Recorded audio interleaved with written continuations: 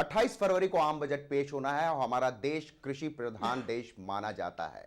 और बजट से क्या अपेक्षाएं होंगी कृषि मंत्रालय को, इसी विषय पर बात करने के लिए हमारे साथ मौजूद हैं कृषि मंत्रालय में राज्य मंत्री तारिक अनवर साहब। तारिक साहब, क्या अपेक्षाएं हैं? पहला बेसिक सवाल।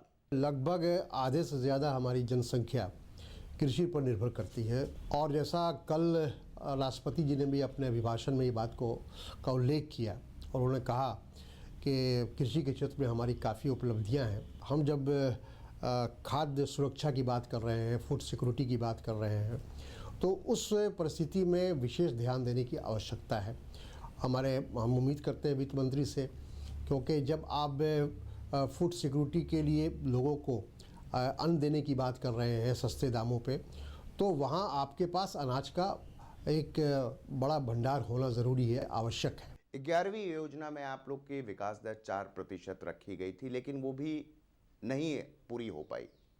तो आप कह रहे हैं कि आप उम्मीद करते हैं कि बजट में और ज़्यादा एलोकेशन होगा कृषि के लिए और वित्त मंत्री और ज़्यादा ध्यान दें।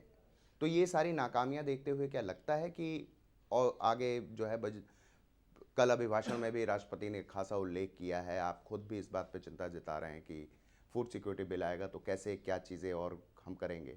एक तरफ तो आप फूड सुरक्षा के नाम पर 1 लाख करोड़ से ज़्यादा आप सब्सिडी देने जा रहे हैं और दूसरी तरफ जो हमारा कृषि का बजट है वो बहुत लिमिटेड है।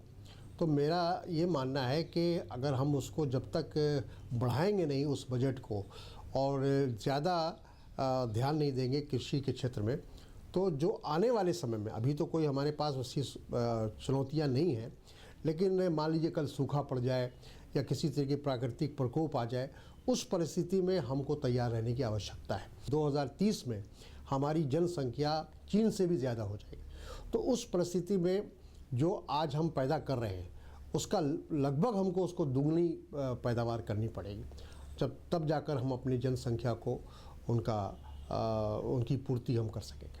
फूड सिक्योरिटी बिल की आपने बात की, जिसका अभिभाषण में भी जिक्र किया था राष्ट्रपति जी ने, लेकिन आपके वरिष्ठ मंत्री शरद पवार भी लगातार इस बात को कह रहे हैं कि पिछले साल भी रिकॉर्ड पैदावार हुई, इस साल भी उम्मीद है कि हम उससे थोड़ा ही बहुत कम रहेंगे, लेकिन वो रिकॉर्ड पैदावार ही मानी जाएगी। भंडारण एक प्रमुख समस्या है, इससे किस तरह निपटा जाएगा? इसके लिए सरकार ने जो प्रयास शुरू किया है, ख़ास तौर पर इसमें प्राइवेट सेक्टर्स को प्राथमिकता दी जा रही है, उनको इंसेंटिव दिया जा रहा है और उनसे ये कहा जा रहा है कि वो भंडार बनाएं और उसको एफसीआई उस भंडार को अपने अधीन लेगी, किराए पर लेगी, जैसे भी होगा, और उससे ये जो भंडारण का प्रॉब्लम है, समस्या है, उसका काफ़ी हद तक समाधान हो सकता है। किसान जो कर्ज की वजह से काफ़ी दबा हुआ, कुचला हुआ महसूस करता है, उसके लिए उस दिशा में ऐसा कोई कदम नहीं उठाया जा रहा है जिससे तुरंत उनको लाभ नजर आए और उनकी आत्महत्याएं की जो घटनाएं हो रही हैं उसमें कमी आए, क्योंकि अभी भी सूखा पड़ता है तो उसके वो जाना पड़ता है साहूकार के पास, जो छोटे किसान हैं। तो वो क्या, उसके लिए आपको लगता नहीं कि कुछ बजट में ऐसा प्रावधान करना चाहिए?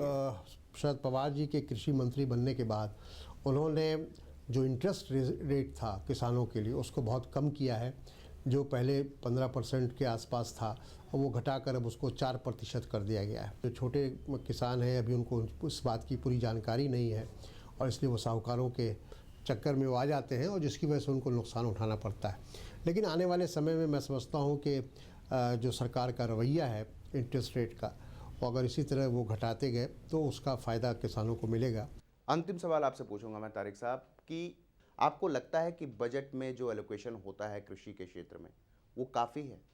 नहीं, हम हमेशा कृषि मंत्रालय ने इस बात की मांग की है कि और ज़्यादा इसमें प्रावधान करना चाहिए। हम लोग ये उम्मीद करते हैं कि इस बजट में वो ज़्यादा प्रावधान करेंगे, क्योंकि हमारे सामने हमने जब फैसला कर लिया है कि हम फूड सिक्योरिटी बिल लाने जा रहे हैं, उस परिस्थिति में इस पर अधिक धन लगाने की आवश्यकता है, ताकि आने वाले समय में किसी प्रकार की चुनौती हमारे सामने अगर आए तो उसका हम आसानी से सामना कर सकें। बहुत बहुत धन्यवाद तारिक अनवर साहब। तो ये थे कृषि राज्य मंत्री तारिक अनवर साहब, जिनका साफ तौर पे कहना है कि चुनौतियां बहुत ज़्यादा हैं और खासकर जब हम खाद्य सुरक्षा बिल, जो कि यूपीए 2 का एक फ्लैगशिप प्रोग्राम है, अगर उसको हमें लागू करना है, जो कि राष्ट्रपति ने अपने अभिभाषण में भी कहा है, तो ऐसे में जरूरत इस बात की है कि इन चुनौतियों से निपटने के लिए वित्त मंत्री को कृषि के क्षेत्र में अपने बजट में ज्यादा धन देने की आवश्यकता है। प्रकाश पांडे, डीडी न्यूज।